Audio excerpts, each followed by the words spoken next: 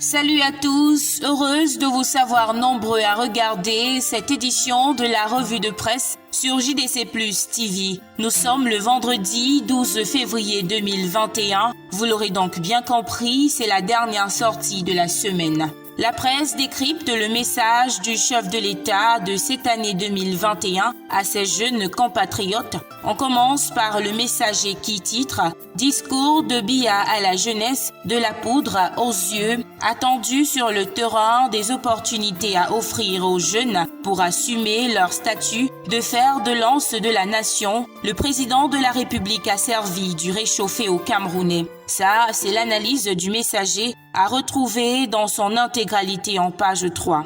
Dans la même lancée, Mutation qualifie ce discours du chef de l'État d'un disque raillé qui, entre autres, s'est focalisé sur la transition générationnelle, les anti-modèles et le retour de la diaspora pour construire le pays. Du côté du quotidien Émergence, on peut lire en grande une « Fête de la jeunesse, le discours de Paul Biya passe mal ». Le quotidien a recueilli quelques avis qu'il vous propose en page 5 de sa parution de ce vendredi 12 février. Et si le discours du président Paul Biya passe mal chez certains, ce n'est pas du tout le cas chez beaucoup d'autres. L'Indépendant revient sur l'aspect transition générationnelle évoqué par le chef de l'État. Ce dernier a indiqué que le parachèvement de l'architecture institutionnelle avec l'entrée de nombreux jeunes dans les instances parlementaires, municipales et régionales met définitivement en marche ce processus de transition générationnelle dans la gestion des affaires publiques.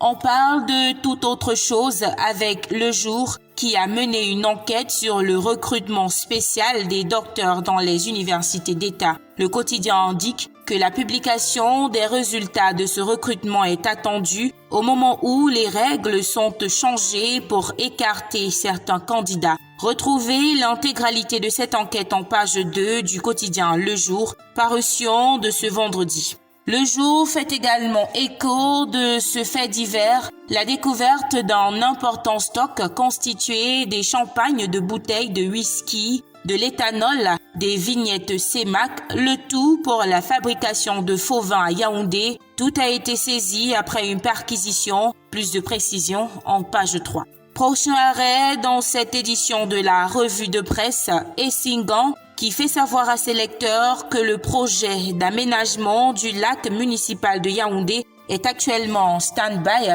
Le tabloïd indique que depuis la signature par le ministre de l'Économie le 13 septembre 2016 de la convention de financement de 25 milliards de francs CFA avec la Deutsche Bank Espagne, l'espagnol Elecnor, adjudicataire du marché relatif aux travaux de dépollution, d'assainissement des eaux et de construction d'un complexe hôtelier mettant en valeur cette étendue d'eau au cœur de la capitale camerounaise sont à la peine au point où l'opérateur commence à croire à une mission impossible. Pour rappel, ce projet d'aménagement du lac municipal est contenu dans le programme du gouvernement pour l'année 2021. On termine avec Repère qui nous fait savoir qu'il y aurait une brouille du côté de l'Assemblée nationale. Un arrêté signé le 5 février dernier par le président de la Chambre basse convoque la session ordinaire du mois de mars,